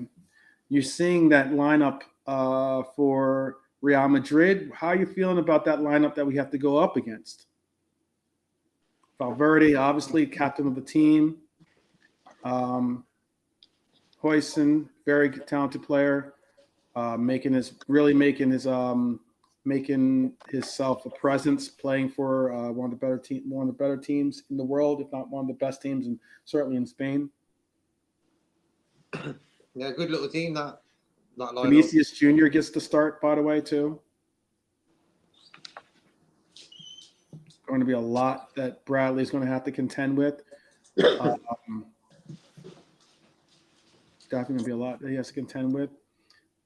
Does this mean that Virgil is going to take on Mbappe, or is it Konate that's going to be the guy marks him? Got Jude Bellingham on the right side. Camavinga out there. How are you feeling about this lineup? It's probably their best lineup they're going to put on the team. You know what I mean? Each player is quality. Looking forward to it, bro. What can I say? You know, it's one of them games. You know which way it's going to go. They've got quality for sure. What's wild is that Trent chose to go to this team. You know, he has every right to choose where he wants to go with his future. Not saying that he doesn't, but what's unique about it is, what's very unique, at least in my take on it, is that he chose to go to this team, and he's not a guaranteed starter. That's the weird thing about it, bro. He is not a guaranteed starter. And he's not even a guaranteed sub. Like, he's not even guaranteed to be second choice. Yeah. That's wild. That's pretty wild. Yes, he has the choice. He made the wrong choice. Yep. Is Trent regretting the move? I doubt it. I doubt he's regretting He's learned Spanish, so that's one good thing. Yeah, he speaks Spanish, so he's able to at least, or he's picked up Spanish to learn how to speak Spanish. So, like, he's able to at least communicate with, not feel. It's difficult when, it's one thing to try to understand a language. It's another thing to fully understand a language and be able to fully, engage. If I want to go and link up with JK out in Germany, and but it'd be nice to be able to speak German as well, to be able to interact, even though a lot of Germans, majority of Germans, I would assume, speak English,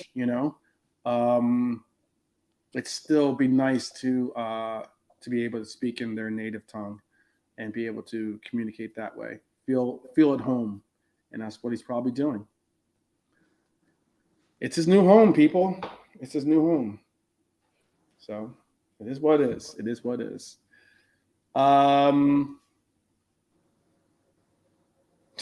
Right. That's horrible, Bonkers. Bonkers, you weren't the one putting up the graffiti, I'm sure. I know you weren't. I know you weren't. Hi, Bonkers, man. Shout out, Bonkers. Big up Trap Joe, by the way, too, joining now as well. It's gone like an hour and a half. Time flies, actually. I did not expect for it to go this fast. But yeah. You sticking with your 2-0 with this lineup confirmed? Yeah, because I think if we do that Arsenal Villa game sort of mentality where we keep clean sheets defensively, it's a good task for the defense. Robertson's in there, Bradley's in there, so they've been there a long time and they know what they're doing, So hopefully, Crab. Do you see Crab? Yeah. Oh. He supports two teams like some other Liverpool fans. They've got Liverpool's their second team, Madrid is their first, or Barcelona. No, yeah. Crab is all day, every day Liverpool for sure. Yeah. But 3-1 to Madrid though. He's all day Liverpool, but 3-1 to Madrid. Yeah. Not today though. I say all day, every day, but he's not today. Boo. I feel you, Crab. I feel you.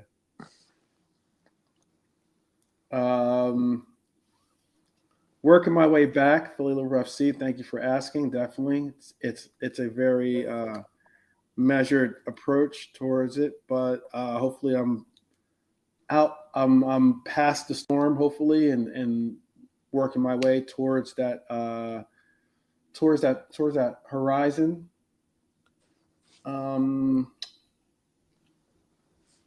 I can understand that. 3-1. Bonkers is saying 3-1.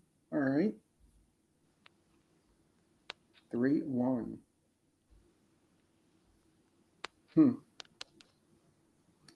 This is a big game for Verts. This is a big game for Florian. We need to flow through Florian. Flow through Flow. Flow through Florian. There you go. We need to flow through Flow. Florian needs to create the flow. How about that? Or something like that. Thank you. Philly Liverpool FC. Longtime friend and definitely one of the real ones. Appreciate you, brother.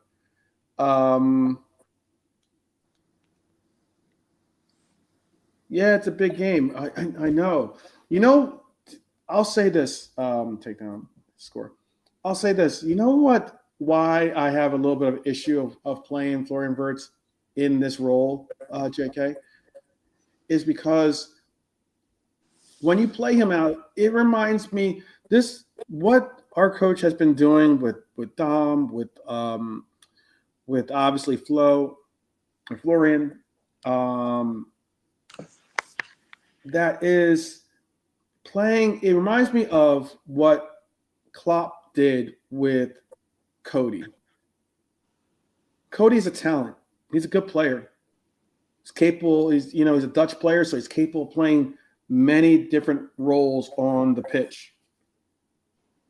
But it doesn't mean you have to put him in 4 or 5 different roles on the pitch.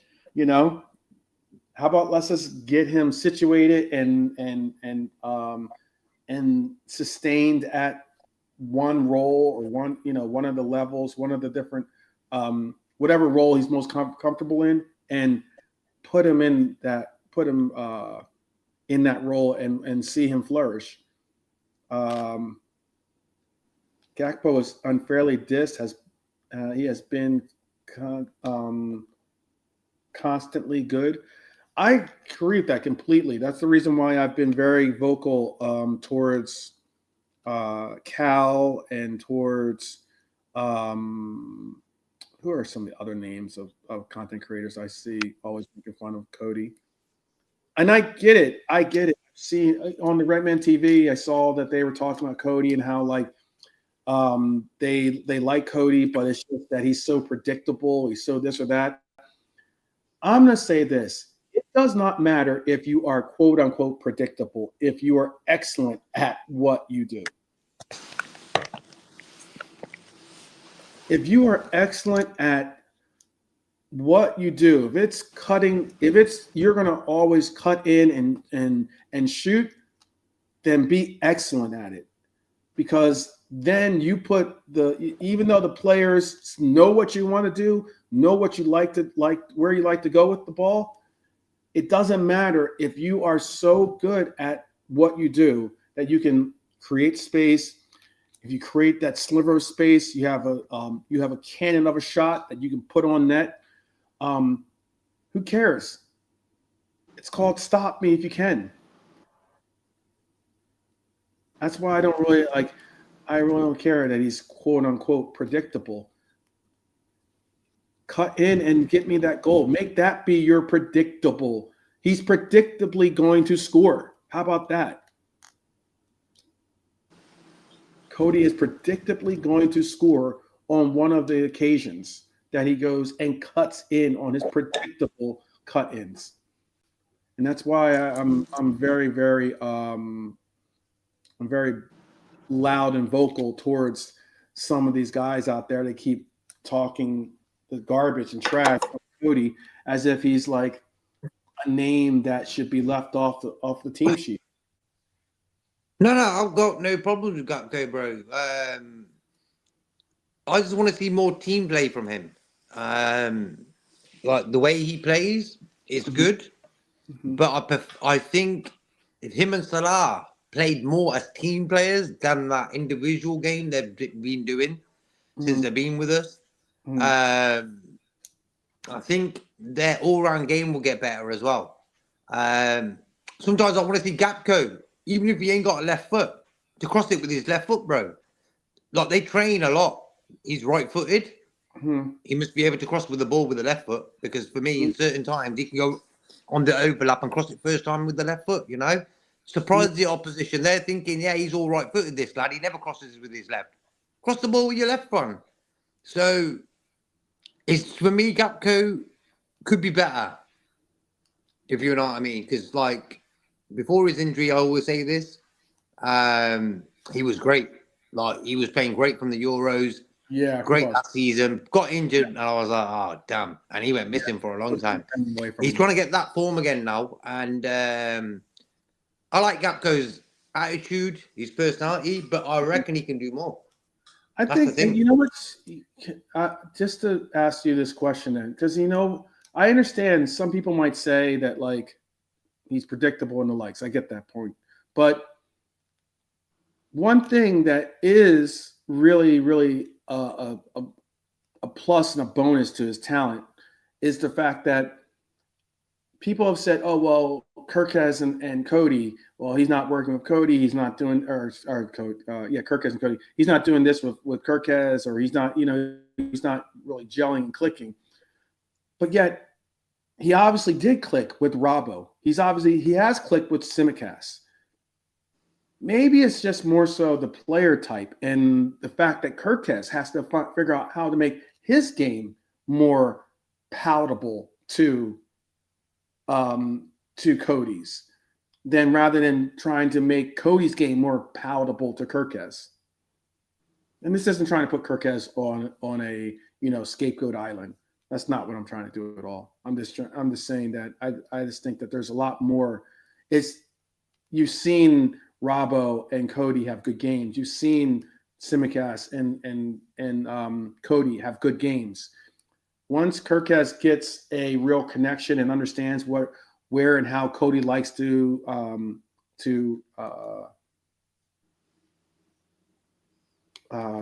Cody can adapt this, it's because I'm trying to get why would you want, and this is my question, Crab, why would you tell Cody to adapt his game when obviously Cody has at least adapted his game somewhat or some way to be able to be that dynamic player that JK was just talking about when we had Tsimikas there, when we had Gomez there, when we had Robbo there. We had three different left backs that all played well with Cody. And I'm trying to get across that it's not about Cody trying to adjust his game to fit Kirkez's. Maybe Kirkez can adjust his game somewhat because obviously Cody has adjusted his game to fit those three other left backs. That's what I'm saying. Like, as in, we can put some of the emphasis on trying to make Kirkez fit into the system more, which obviously Cody has done, which has created him goals, has even presented himself some assist opportunities as well. Like, as in trying to say that it's Cody that needs to change so that we can make Kirkez better player. I think if anything, making Kirkez could be a better player if he's able to adjust to our system that is going to make him fit in with the players around him more. There's some learning experiences that Kirkez has to go through. And the thing is, what Rasta Crab's saying, it's a simple pass to the overlapping fullback. But Kirkez has been told, don't go over the halfway line, hence why there's no outlet from Kirkez, really, to swing the ball in with his left foot. He can do it. I've seen him cross the ball. So it's a simple pass, get it to him, swing it in. The strikers are there, Ekatike is there, So, like Robertson, the difference he made the other day was he don't care. He'll swing a ball in during the game. He'll get the ball, stop it, swing it. We need that. So, Kirkez, for me, top energy. Yeah. Finish your point. I'm sorry. No, just saying, like, Kirkez, for me, I love his energy. He's tough. He wants to get stuck in, but it's going to take him a little bit of time to get used to the pace, to feel comfortable in the team. At Bournemouth, different nature of game, different level of football club, and he was there to shine. So someone big would buy him, and he's got the big move now. But I like what he did against Arsenal. He gets stuck in. He ain't no chicken, this lad. He just needs to time it right now, and it will come then. One day it will just click for him, bro. So I got no worries about any of the new signings. It's all a time thing, Yeah, again, I can't emphasize this enough. I think there's a real player in Kirkes. I'm excited to see his development under this coach. There's different settings that it comes to play for Liverpool than it does to play for Bournemouth. And exactly with what you're saying is what I'm trying to get across. He does not do the same things that we ask of Gomez, of Robbo, of Tsimikas. How often would you see all the things that you're talking about him doing, like as if Cody didn't do the things you're asking him to do with Kirkes, okay? If he didn't do those things with Robbo, with Tsimikas, with Gomez, if he hadn't done those things, then I'd be like, you're right. Gakpo needs to change his game. He needs to adjust to be able to create the overlaps and do this and do that. That would make sense. But considering that he does do that with Robbo, he does do that with Gomez, he does do that with, or has done that with Tsimikas, that would then say to me that Kirkes is not providing that portion of the game options to Cody to even have that option to be that kind of player. And it goes to exactly, in my opinion, what JK just said. We are watching Kirkes be inverted. We are watching Kirkes sometimes not be asked to go on those marauding romps down the left wing and allow for him to do those overlaps and whip in crosses like we see from Robbo. How many times have you seen that happen this year? And that has nothing to do with Cody. How many times have you seen that happen when Kirkes has been on the pitch? He hasn't been asked to do that. That's what I'm trying to get across.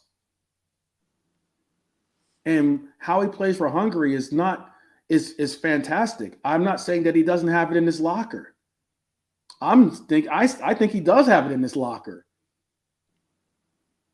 I think the miscommunication here, and tell me if I'm wrong, but the miscommunication is it's the coach and the instructions the coach is giving Kirkes, as opposed to Kirkes being allowed to do exactly what he does for Hungary, exactly what he did for Bournemouth, exactly what we see Robbo have the liberty of doing, exactly what we see Tsimikas have the liberty of doing. We don't see Tsimikas have that same freedom to do those things. Thus why I'm saying what I'm saying.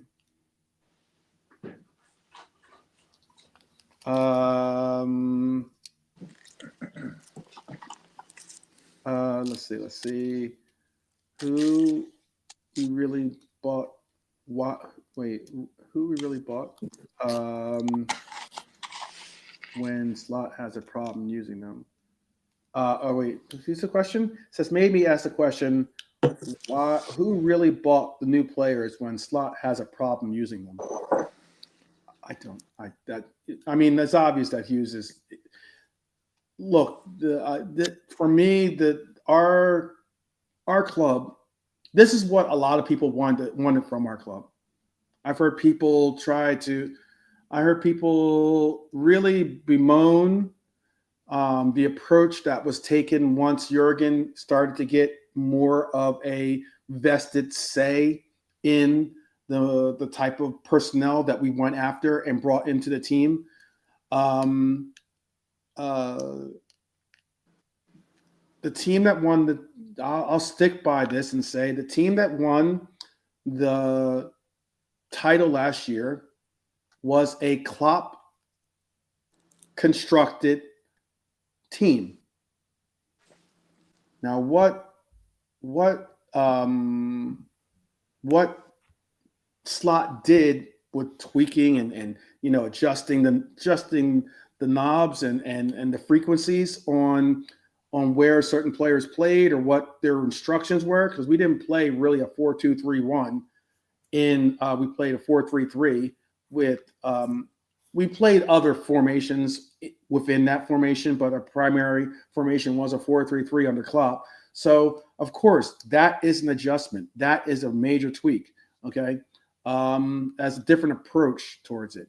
And because of that, and because of more so than anything, because of our ability to be healthy last year, we were able to get the title. This year has proven, this year, where, as opposed to last year when we had great health and we were able to get off to a phenomenal start, this year we're seeing, once again, Ali be out. We're seeing, issues with trying to get Isak healthy, issues with, or keep him healthy. We're seeing issues with, keeping our right backs healthy. Whether it's Bradley has definitely stepped up in this fitness, but Frimpong is struggling to keep himself available. So up 3-0, by the way, 3-0. Arsenal up 3-0. That game is pretty much a wrap. But that's just I when it comes to this team and who makes the decisions, so many people were calling out, or not so many people, shout out to Quasi Bowl because Edwards is his guy. Once Edwards rejoined the team, it became, we're going to pick the players, you're going to coach the players. And I think that's obvious. I mean, I'm not saying that they don't completely, they completely circumvent having him be at least consulted in one way or another. But I honestly do think that, they picked the team. Edwards, Hughes, all those guys, Hughes primarily, obviously. Those are the guys that are doing their sporting director job. And then once that personnel gets picked and chosen, then that personnel is given to our coach to coach them, not manage them, coach them. Big up, Lee, by the way. What up, brother? How are you? Okay, thanks, mate. Pretty much expected this size. It's pretty much the team most of us would have picked, isn't it? Mm-hmm. I think not too many differences. Maybe Cody might have started for some people, but I think it's the best team we've picked tonight, isn't it? The only difference I have is Cody instead of McAllister. Yeah, I think it's a good team. Yeah, best we've got for tonight anyway. With the players who are out, that's the best team we've got, isn't it? Yeah, and that's sure a good team from them, isn't it? They have a great bench and they have a good team out. Great. I know, seen their bench. Yeah, it's amazing, isn't it? But you'd expect that with Real Madrid, don't you? An amazing bench. Mm-hmm. But I'm reasonably optimistic seeing that team sheet that we can get what we want from the game. Mm-hmm. Be tough, it's going to be tough. I think we really do need to score first, don't we? If there is a goal tonight, if there is a first goal in the game, if it's not goalless, we do need to score that first goal, I feel, rather than falling behind. Fully agree. Could be a tough night at the office if they score first. But we'll see anyway. We'll see how it goes. Fully agree with that. We do not need to chase in this game. And I will say that we are not the favorites in this game, by the way. According to the bookies, we are not the favorites. We are the underdogs in this game. So, I know there was some asking. It's on Prime Video, Paramount. It's going to be on Univision for those that need that interpretation of presentation over here. I'm trying to see who. It's going to be on TNT, I believe, in the UK, right? Yeah. Okay. Let me see what else it's going to be on. That's about it. Have you adjusted your score? No, I'm sticking with 2-0 to us.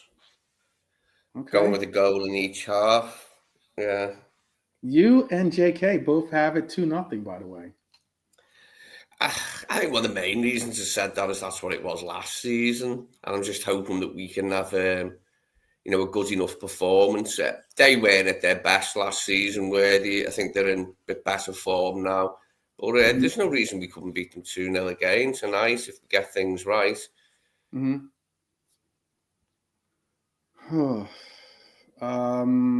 I guess it depends on where if you are better. I'm not advocating for you to go and bet at all. But yeah, Philly Liverpool FC is saying it's plus 150 and 140 for Real. On this one on Bet 365, it's plus 135 for Liverpool and minus or plus. I see. It's the same. It is the same. So it is about the same. That's what I said.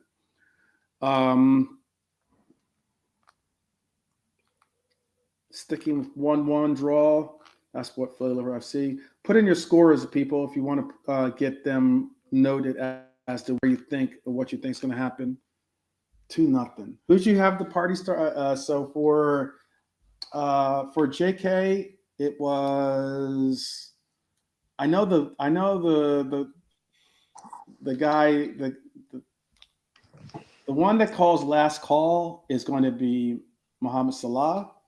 Or the person that's going to turn out the lights is Mohamed Salah. But I'm trying to think, who did you say? Oh, McAllister. He had as his McAllister. Yeah, McAllister as his party starter.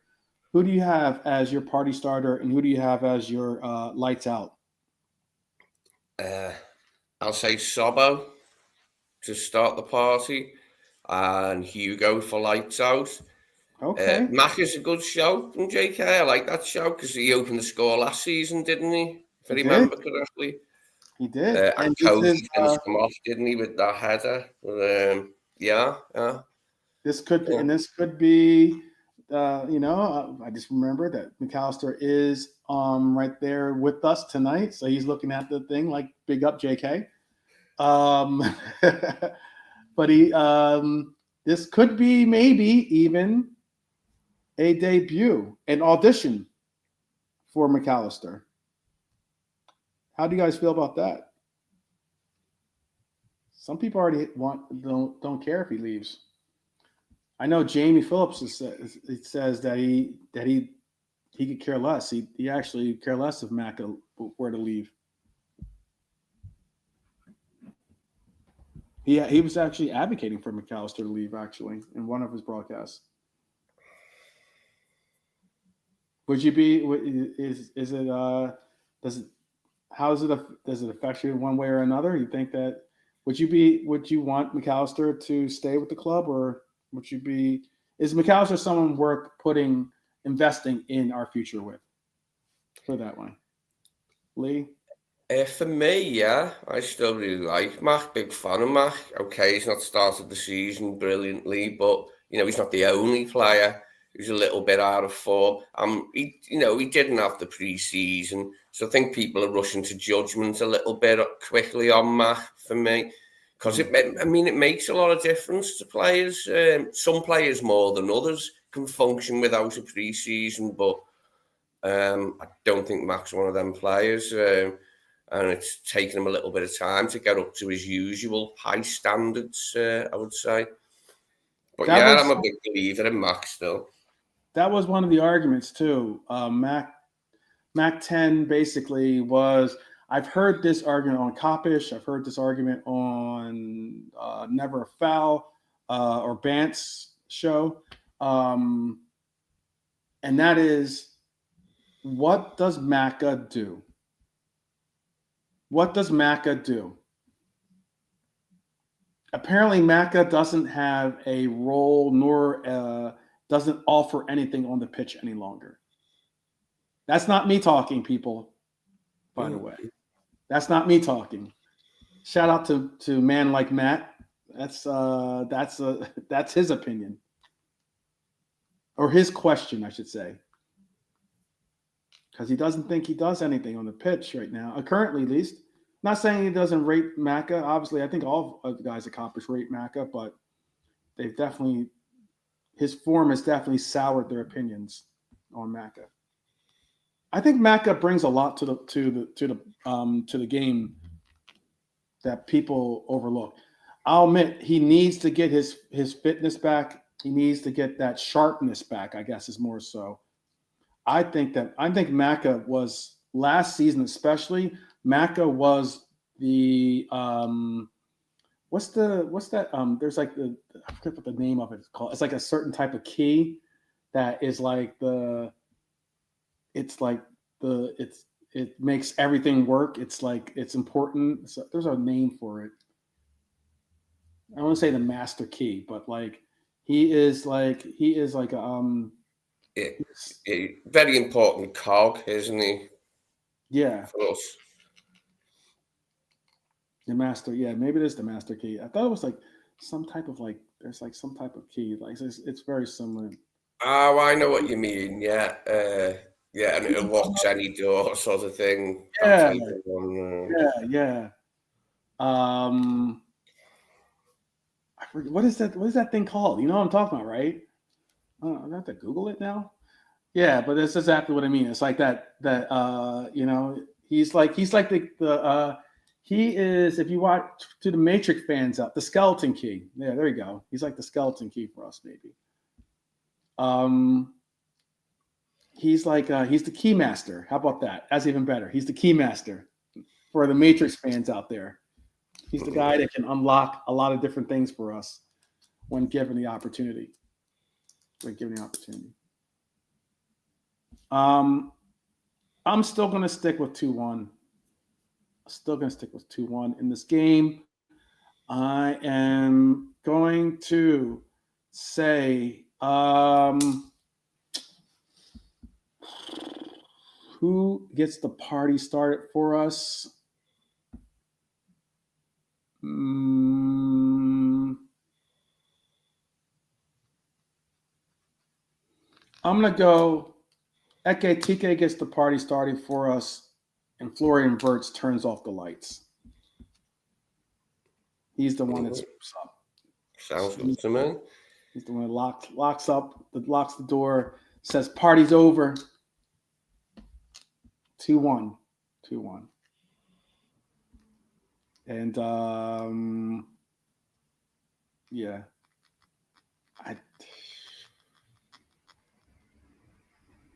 I'm leaning towards a Vinicius Jr. goal or something like that. But we'll see. So we are 30 minutes away from game time. We're gonna let you guys do your thing. I'm gonna hopefully have JK and Lee hang out, and we're gonna decide if we want to do a watch along or not. So in that way, if we do, I'll start a whole new feed for that, and you can come back and join us if we do start it. If not, we are certainly going to watch or do a review of the game afterwards. Hopefully, it'll be one where we are all feeling chipper, better, and definitely in high spirits, But yeah, enjoy wherever you're going to watch the game, whether it's at Anfield, whether it's at your local pub, whether it's at your supporter, wherever your supporter club meets, whether it's at your friend's house, whether it's at your family's house, maybe it's just at work or even at home. I wish you an absolutely incredible day. I hope that it's an incredible time for you. Hopefully you get to enjoy it with loved ones. And certainly, I'm going to say all day, every day, people, up the Reds each and every time. Walk like a champion. Talk like a champion. There you go. All right, my people, we will see you soon. And always, as always, up the Reds. Take care.